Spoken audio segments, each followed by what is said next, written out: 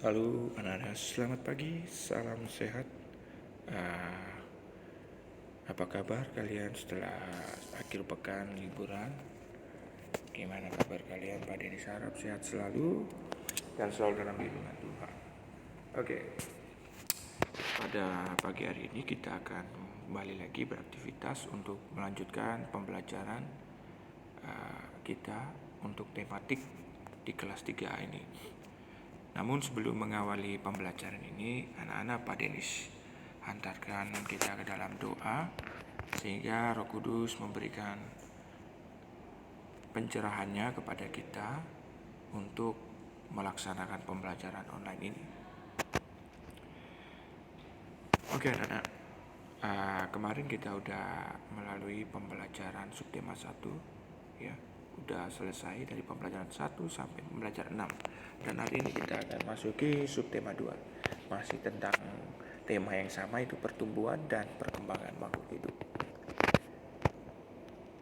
Anak-anak bisa melihat ini bahwa pertumbuhan dan perkembangan makhluk hidup itu pada manusia hampir memiliki ciri yang sama dengan makhluk hidup yang lain, yaitu bertumbuh dan berkembang.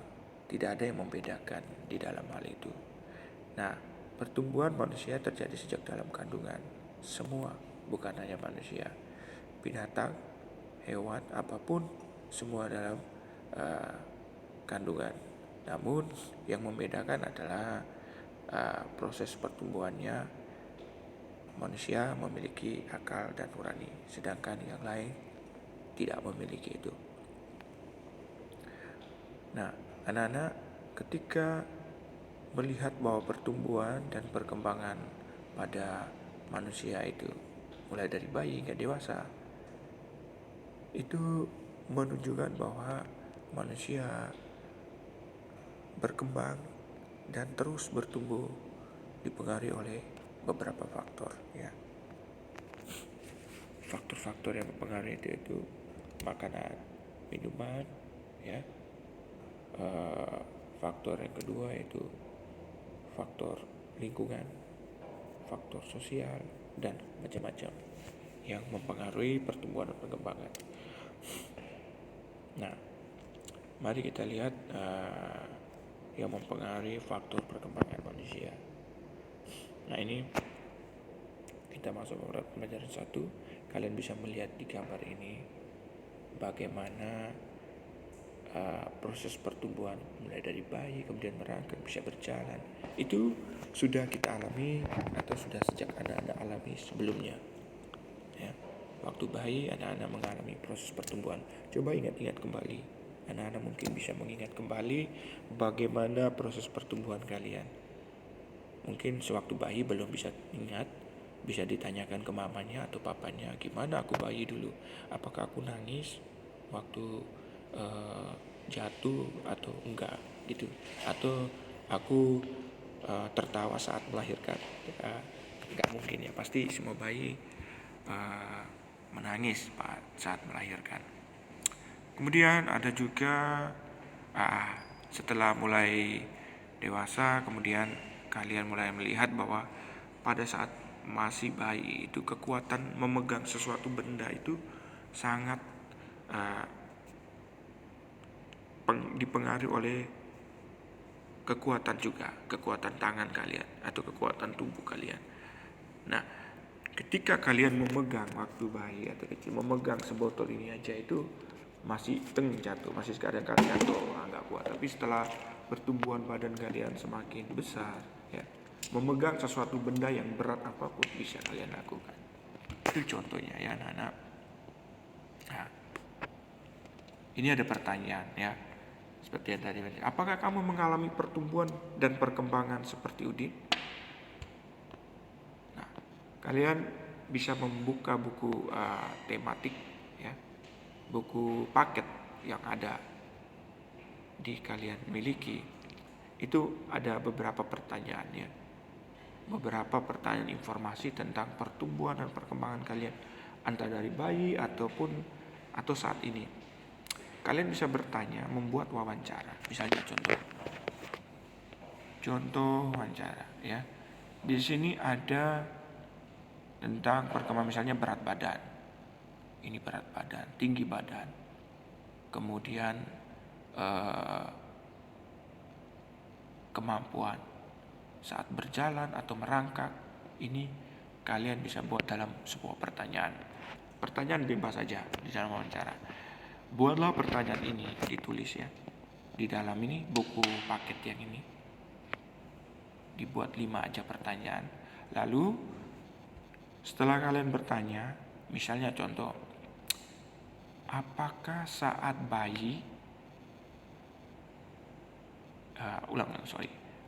berapakah berat dan panjang badanku saat bayi? Misalnya ada yang panjangnya 1 meter. Ditanya ke mamanya, jawabnya panjangnya 1 meter. Beratnya 3 kilo. Wow, berat ya. Berarti bagus. Nah, anak-anak bisa tanyakan ke orang tuanya. Itu misalnya pertanyaan nomor 1. Itu berkaitan dengan berat. Dan pertanyaannya bebas ya. Wawancara itu pertanyaan bebas tentang dirimu dan tentang perkembangan dan pertumbuhan kalian ya. Tuh. Kemudian anak itu untuk itu. Dan yang kedua, kita lanjut. Jangan lupa dikerjakan di buku paket. Nah, ini ada gambar, juga ada semacam pernyataan di sini, yaitu manusia sebagai makhluk hidup mengalami pertumbuhan dan perkembangan. Nah, bertambah berat serta tinggi badan merupakan salah satu contoh pertumbuhan.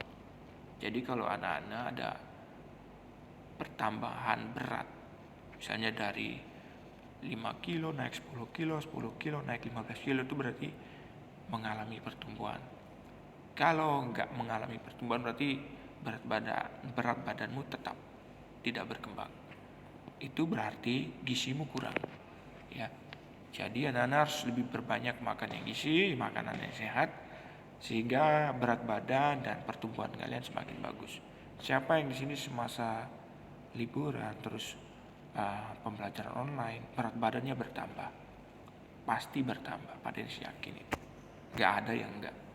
Kalau nggak ada yang enggak, berarti ini Pak Denis pertanyakan. Nanti Pak Denis bilang sama papa mama kalian supaya gizinya lebih diperhatikan. Nah, contohnya seperti gambar ini. Sewaktu bayi tentu kalian coba memegang dot ya, dot bayi itu pasti belum seberapa kuat, masih dibutuhkan bantuan oleh orang tua atau oleh mama atau oleh papa atau oleh kakak adik ya. Tapi setelah kalian bertumbuh dewasa, maka segala sesuatu yang kalian pegang, botol apapun, itu dengan enteng. Nah, ini ada beberapa gerakan yang kalian latih untuk melatih kegiatan gerak baik tangan maupun kaki. Ini ada beberapa cara. Ini coba lakukan gerakan kuat dan lemah pada tangan sesuai perintah berikut ini. Nah, ini gerakan apa saja yang bisa kalian lakukan. Misalnya contoh mendorong meja, atau mengangkat kursi, atau mengangkat mengangkat kasur ya, dan sebagainya. Nah, anak-anak lihat nih, ini adalah gerakan tarian.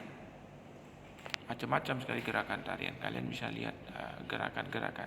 Siapa yang di sini suka menari? Jari-jari lentik, pinggul yang lentur, dan semuanya itu adalah bagian dari gerakan tubuh. Gerakan pertama, gerakan kedua, terus gerakan ketiga, dan gerakan keempat, serta gerakan kelima dan gerakan keenam. Itu bisa kalian baca di buku paket ya. Nah, ini ada beberapa tambahan. Ini bisa kalian lihat. Nah, ini ada materi sedikit pemahaman tentang gerak kuat dan lemah dalam tarian. Jadi semakin kuat itu ada nilai unsurnya. Ada unsur instrik atau unsur intrinsiknya, unsur kelenturannya, unsur kelembutannya, gerak yang bagus, lentik, dan sebagainya. Nah, kalian bisa lakukan secara berulang ikut kegiatan instruksi guru atau teman ya. Ini berdasarkan pengalaman menari. Mungkin kalian pernah melakukan kegiatan di rumah atau mendengar musik langsung respon untuk menggerakkan tubuh atau kepala atau tangan atau kaki. Kalau mendengar musik tertentu ya. Nah, kalian bisa pada halaman 58 bisa melihat ini ada latihan latihan untuk bagaimana kalian bisa melakukan kegiatan ya berdasarkan pengalaman berarti menari. Misalnya gerakan apa saja yang termasuk gerakan kuat dan lemah dari tangan.